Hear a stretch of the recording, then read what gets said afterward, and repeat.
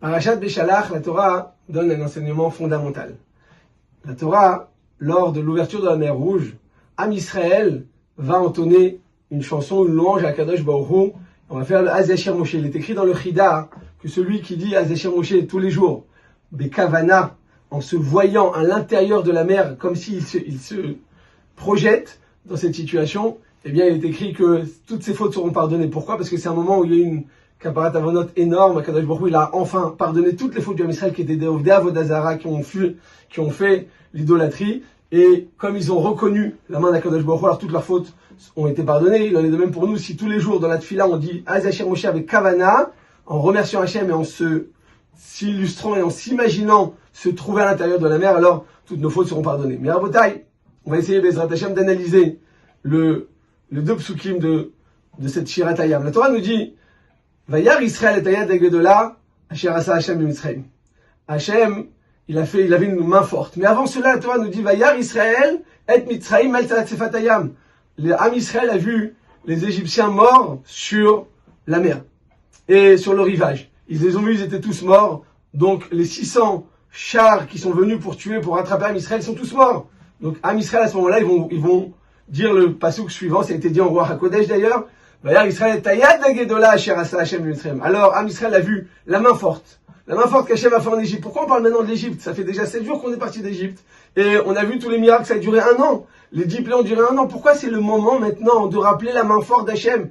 Si on parle là-bas des 10 makot, des 10 plaies, alors c'est pas le moment de rappeler cela, de rappeler ce miracle. Le miracle, il a déjà fait depuis longtemps. Pourquoi, Rabotai, la Torah vient nous parler d'une main forte?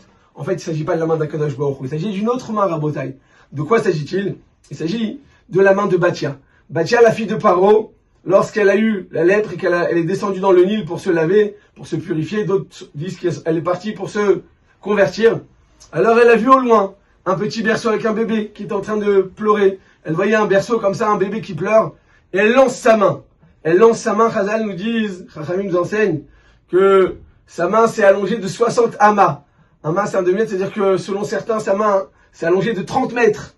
D'autres disent que sa main, elle s'est allongée de 200 amas, de 100 mètres à Botaï, 100 mètres. Alors, il y a écrit que ce miracle-là, Am Israël, ça l'aurait pas passé, ça leur restait collé, ça restait coincé à la gorge. Pourquoi? Parce qu'en fait, Am Israël, ils comprenaient pas. Ils disent, regarde Moshe, depuis que tu es venu parler à Paro pour nous sauver, non seulement on n'a pas été sauvés, mais en plus, qu'est-ce qu'il a fait Paro? Où Irbil la Noëta Avoda, il a été encore beaucoup plus dur. Le travail a été encore beaucoup plus intensif. Il fallait faire le même quota de briques quotidiennes et journalières, mais sans nous fournir les matières premières, sans nous donner la paille. C'est à nous maintenant de chercher la paille, c'est impossible. Et depuis ce jour-là, eh bien, les sentences de Paro étaient beaucoup plus violentes et beaucoup plus virulentes. Alors, Am Israël, ils en voulaient à Moshe Rabbeinu.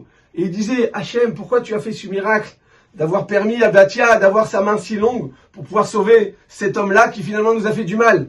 Am Israël, ils avaient en eux une rancœur contre Akadosh Baruch Hu, contre Moshe Rabbeinu. Ils ne comprenaient pas. Et pendant toute cette période, même s'ils ont vu les 10 plaies, ils se sont dit, malgré tout, cet homme-là, il nous a fait du mal. On lui en veut, ça nous est difficile de lui pardonner. On ne comprend pas les chemins d'Akadosh Baruch Hu. Il y a des fois dans la vie, Hachem, il envoie des épreuves.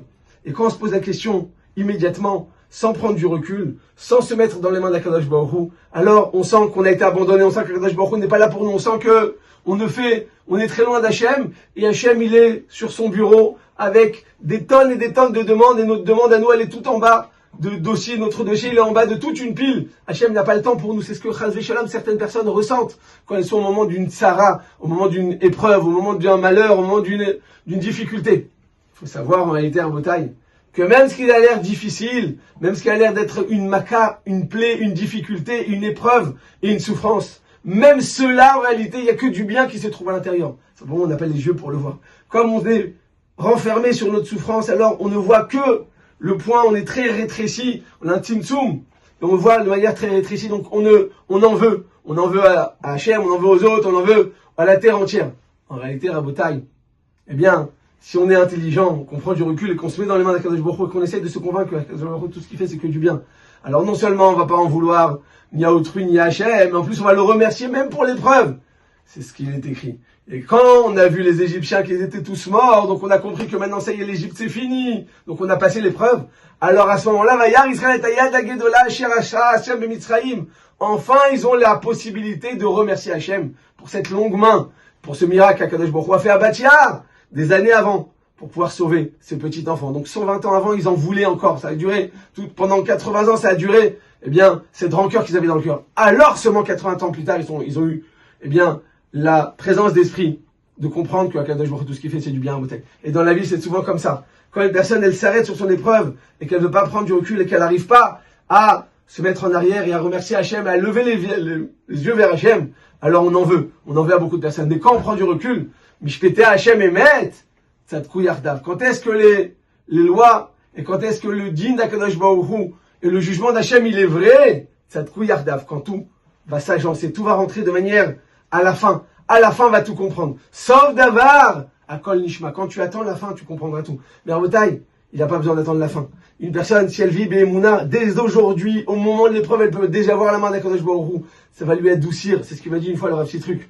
Quand il avait des souffrances, à la fin de sa vie, il dit, les gens ils croient que je souffre et que c'est difficile, mais moi je ressens pas une claque d'Hachem, je ressens une caresse d'Akadosh Baruch Hu. C'est ça la vraie Emouna. Et c'est en ça qu'on doit se renforcer. Shabbat Shalom.